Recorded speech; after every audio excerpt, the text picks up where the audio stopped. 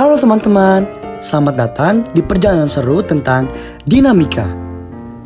Halo semuanya, aku Alea Aramafis, NPM 237007069.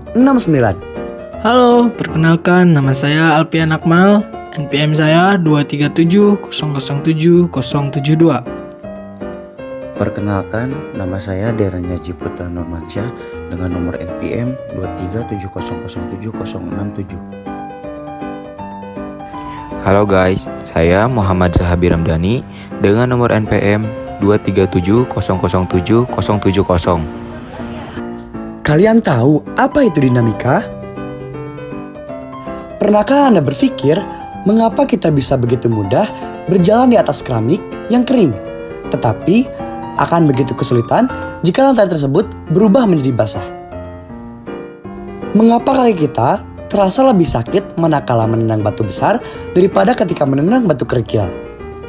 Jawaban atas pertanyaan-pertanyaan tersebut menghantar kita pada kajian tentang dinamika. Selamat datang dalam perjalanan animasi kita tentang dinamika partikel dan hukum Newton. Dalam perjalanan ini, kita akan menjelajahi dasar-dasar gerakan dan gaya, serta bagaimana hukum-hukum Newton menjadi fondasi utama dalam pemahaman fisika kita. Apa sih dinamika partikel? Dinamika partikel adalah cabang ilmu fisika yang mempelajari gerak suatu objek dan yang mempengaruhinya.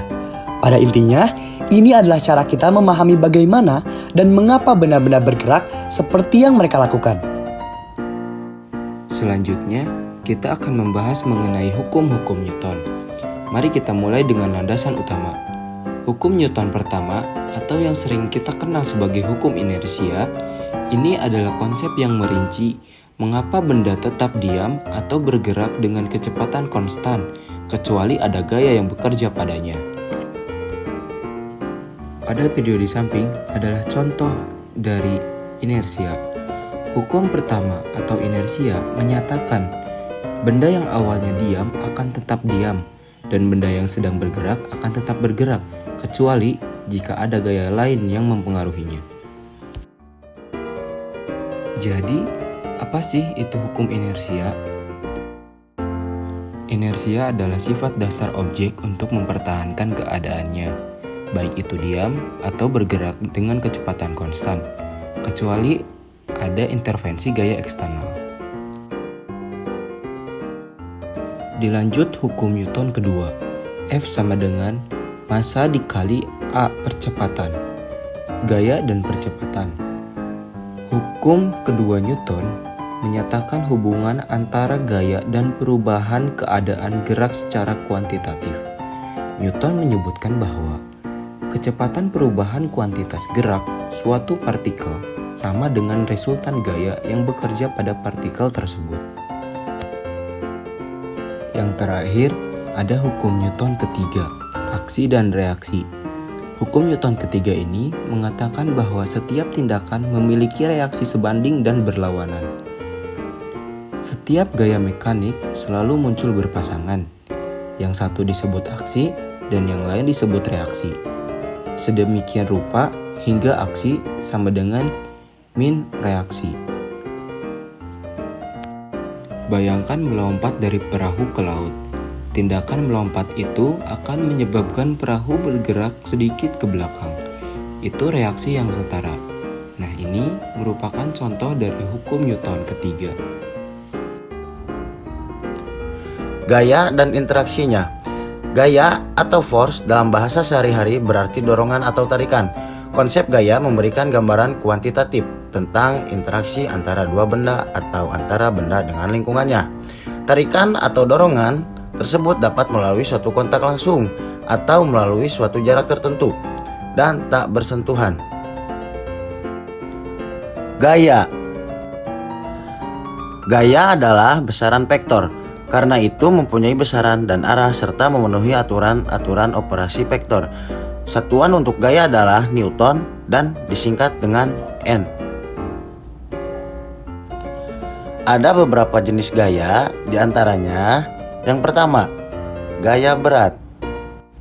Yang kedua, gaya pegas. Yang ketiga, gaya normal atau gaya kontak. Dan yang keempat, gaya gesek. Mari kita pelajari lebih lanjut gaya berat. Gaya berat adalah semua benda yang berada dekat dengan permukaan bumi akan memperoleh suatu percepatan yang sama menuju pusat bumi. Mengingat benda memiliki suatu masa tertentu, maka pada benda yang berada dekat dengan permukaan bumi bekerja suatu gaya F sama dengan MA. Gaya semacam ini disebut sebagai gaya berat. Dirumuskan W sama dengan mg. Yang selanjutnya, gaya pegas. Gaya pegas.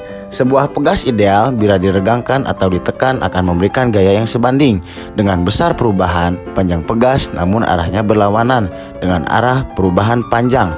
Artinya, jika tangan kita menarik ke arah kiri suatu pegas, maka pegas akan menarik kita ke arah kanan. Jadi, gaya yang diberikan oleh pegas adalah F sama dengan K kali X. Yang ketiga, gaya normal atau gaya kontak. Gaya normal atau gaya kontak adalah antara dua permukaan benda yang saling bersentuhan. Akan ada gaya dari permukaan benda yang satu ke permukaan benda yang kedua dan sebaliknya. Dan yang terakhir, gaya gesek. Gaya gesek adalah gaya yang terjadi antara dua permukaan yang bergerak relatif berlawanan. Baik, saya Alpian Akmal akan melanjutkan materi selanjutnya, yaitu penggunaan hukum Newton. Hukum kedua Newton merupakan bagian yang penting di dalam menyelesaikan masalah-masalah mekanika. Ada beberapa langkah yang berguna untuk membantu menyelesaikan masalah-masalah mekanika. Berikut adalah contoh langkah-langkah penggunaan hukum Newton. Pertama, identifikasi objek atau benda yang menjadi pusat perhatian. Pada sistem di bawah ini, yang menjadi pusat perhatian adalah balok. Kemudian, gambar gaya-gaya yang bekerja pada objek atau benda tersebut secara vektor. Setelah itu, pilih sistem koordinat pada objek atau benda tersebut dan proyeksikan gaya-gaya yang bekerja pada sumbu koordinat. Terakhir, tulislah hukum kedua Newton dalam bentuk rumus F sama dengan M kali A. F menyatakan gaya dan satuannya adalah Newton, M menyatakan massa, satuannya adalah kilogram, A dan menyatakan percepatan, satuannya adalah meter per sekon kuadrat. Dan jumlahkan F total yang bekerja pada objek atau benda tersebut secara vektor. Seperti gaya-gaya pada komponen X, Fx sama dengan M kali Ax menjadi F cos theta sama dengan M kali Ax. Begitupun pada komponen Y, Fy sama dengan M kali Ay menjadi F sin theta tambah N kurangi Mg sama dengan M kali Ay. Selanjutnya, dinamika gerak melingkar. Suatu partikel dapat bergerak melingkar dengan besar kecepatan konstan jika partikel tersebut mengalami percepatan sentripetal, yaitu percepatan ke arah pusat lingkaran. Berdasarkan hukum kedua Newton bahwa apabila sebuah benda bergerak dipercepat, maka pada benda tersebut bekerja suatu gaya. Maka pada kasus benda bergerak melingkar, pada benda tersebut bekerja gaya yang arahnya juga ke pusat. Gaya tersebut dikenal sebagai gaya sentripetal. Kita lihat pada contoh berikut. Sebuah balok yang diputar vertikal dengan tali pada posisi di A. Gaya yang menuju pusat adalah tegangan tali T dan berat balok W. Jadi Fc sama dengan T tambah W. Pada posisi di bawah, gaya yang menuju ke pusat adalah tegangan tali T dan berat balok W, arah menjauhi pusat. Jadi, Fc sama dengan T kurangi W. Nah, setelah memahami seluruh rangkaian materi, mari kita beranjak pada contoh soal. Contoh soal yang saya gunakan adalah contoh soal dari hukum kedua Newton. Sebuah mobil bermassa 1,5 ton bergerak dengan kelajuan 72 km per jam. Mobil itu tiba-tiba direm dengan gaya pengereman sebesar F sama dengan 2,4 kali 104 Newton hingga berhenti. Jarak yang ditempuh mobil tersebut mulai direm sampai berhenti adalah A. 6 meter, B. 7,5 meter, C. 10 meter, D. 12,5 meter, atau E. 15 meter. Mari kita lihat jawabannya. Penyelesaian dari soal tersebut yaitu diketahui bahwa massa mobil atau M sama dengan 1,5 ton diubah ke kilogram menjadi 1.500 kg.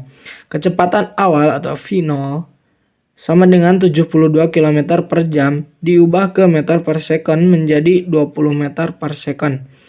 Gaya yang bekerja atau F sama dengan 2,4 kali 104 Newton. Kecepatan akhirnya atau PT sama dengan 0. Maka yang ditanyakan berapa jarak yang ditempuh atau S. Nah, untuk menjawab contoh soal hukum Newton kedua tersebut, kita akan menggunakan hukum Newton kedua seperti di bawah ini. Nah, untuk penyelesaian dari contoh soal tersebut, kita harus menggunakan hukum Newton kedua dengan rumus F sama dengan M kali A. F di sini berjumlah 24.000 dan M-nya berjumlah 1.500. Dan A-nya belum diketahui. Nah, jadi 24.000 sama dengan 1.500 kali A. Nah, 1.500-nya dipindah ruaskan menjadi 24.000 dibagi 1.500. Dan hasilnya dari 24.000 dibagi 1.500 adalah 16. Jadi A sama dengan 16 meter per second kuadrat. Nah, jarak yang ditempuh dapat ditemukan dengan VT kuadrat sama dengan V0 kuadrat dikurangi 2 kali A kali S. VT atau kecepatan akhirnya adalah 0. V0 adalah kecepatan awal. Nah, jumlahnya adalah 20. Kemudian 20 dikuadratkan, hasilnya 400. Kemudian dikurangi 2 kali 16 kali S, hasilnya 32S. Jadi 400 dikurangi 32S. Nah, 32S-nya dipindah ruaskan menjadi 32S sama dengan 400. Nah, 32-nya kemudian dipindah ruaskan kembali menjadi S sama dengan 400 dibagi 32. Hasil dari 400 dibagi 32 hasilnya adalah 12,5. Jadi S sama dengan 12,5 meter. Jadi jawaban dari contoh soal hukum Newton kedua adalah 12,5 meter dan jawabannya adalah D. Nah, gimana teman-teman? Sekarang udah tahu kan apa itu dinamika